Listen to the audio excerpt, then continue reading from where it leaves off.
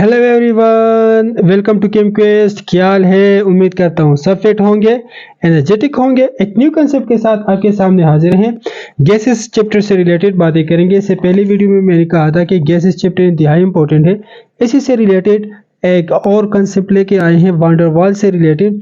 देखिए, इससे पहले हमने कहा था आइडियल गैस या जनरल गैस इक्वेशन। हमने कहा था कि PV is equal to nRT। ये हमारे पास क्या है? आइडियल गैस इक्वेशन या जनरल गैस इक्वेशन है। क्लियर? आज हम पढ़ेंगे वान डेर वाल इक्वेशन से रिलेटेड। वान डेर वाल इक्वेशन क्या है? Van der Waal equation is also called a real gas equation. यहाँ पर जो प्रेशर है, यहाँ पर जो वॉल्यूम है, इसको हमने करेक्ट किया है और यहाँ पर जो हम पढ़ते हैं वो हम पढ़ते हैं P plus A N square by V square. इसी तरह हम फिर पढ़ते हैं V minus N B is equal to nRT। फिर जी इसी में हमने करेक्शन किया है। इस वाले इक्वेशन को हम कहते हैं आइडियल गैस इक्वेशन और इस वाले को हम कहते हैं रियल गैस इक्वेशन या वान डेर वाल्स इक्वेशन। क्लियर? यहाँ पर लिखा है कि गैस हैविंग मोर ए वान डेर वाल्स कांस्टेंट। MCQ में कह रहे हैं कि हमारे पास गिवन ऑप्शन है, गिवन ऑप्शन में सारे गैसेस है और कह रहे हैं कि कौन सा गैस है जिसका ए वैल्यू, ए बेसिकली क्या है? वान डेर वाल्स कांस्टेंट है। यहाँ पर भी इक्वेशन में देखें, यहाँ पर क्लियरली कट लिखा है ए। इस ए से मुराद क्या है? Van der Waals constant. हर एक गैस के लिए ये वैल्यू अपनी होती है, डिफरेंट होती है। कह रहे कि इन चार ऑप्शन में कौन सा ऐसा गैस है जिसकी ए वैल्यू सबसे ज्यादा है। तो देखिए, ए वैल्यू डिपेंड करता है किस चीज। हम कहेंगे कि एक रिलेशन लिखेंगे, A is directly proportional to attractive forces. Attractive forces से मुराद क्या है? Intermolecular forces. सही है?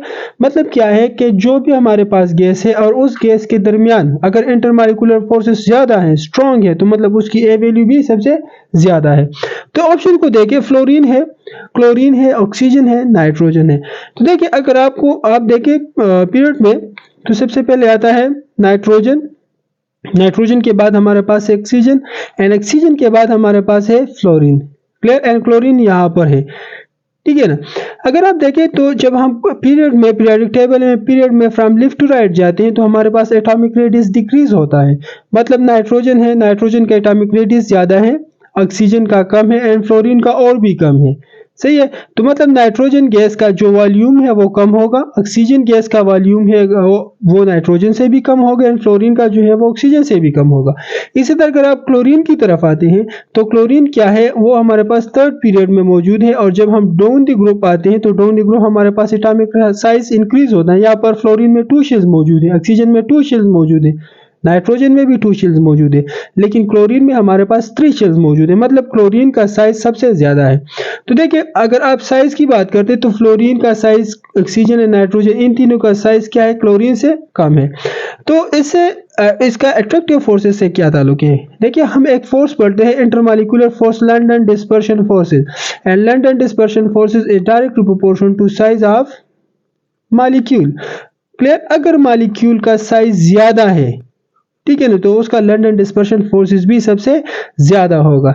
ठीक है जी। तो जो मैंने यहाँ पर लिखा है, नाइट्रोजन का सबसे कम है साइज, नाइट्रोजन का ज्यादा है, उसके बाद ऑक्सीजन का कम है, उसके बाद फ्लोरीन का कम है, लेकिन क्लोरीन का सबसे ज्यादा है। तो अमंग द ऑप्शन हम कहेंगे कि वान डेर वाल्स कांस्टेंट ए वैल्यू जो है वो हमारे पास क्लोरीन की सबसे ज्यादा है। और रीजन हम ये लिखेंगे कि A is basically attractive forces, intermolecular forces. अगर इंटरमॉलिक्यूलर फोर्सेस ज्यादा है तो हम कहेंगे कि उसकी ए वैल्यू ज्यादा है। तो यहाँ पर देखिए, सब हमारे पास नॉन पोलर गैसेस है, सब नॉन पोलर है, तो हम कहेंगे कि नॉन पोलर मॉलिक्यूल्स के दरमियान वान डेर वाल्स फोर्सेस होते हैं।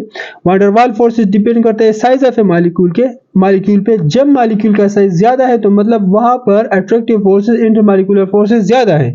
जब इंटरमॉलिक्यूलर फोर्सेस ज्यादा है तो ऑटोमेटिकली ए की वैल्यू, वान डेर वाल्स कांस्टेंट की वैल्यू सबसे ज्यादा होगी। एक और कांस्टेंट इसी वान डेर वाल्स से रिलेटेड हम पढ़ते हैं, वो उसको हम कहते हैं बी।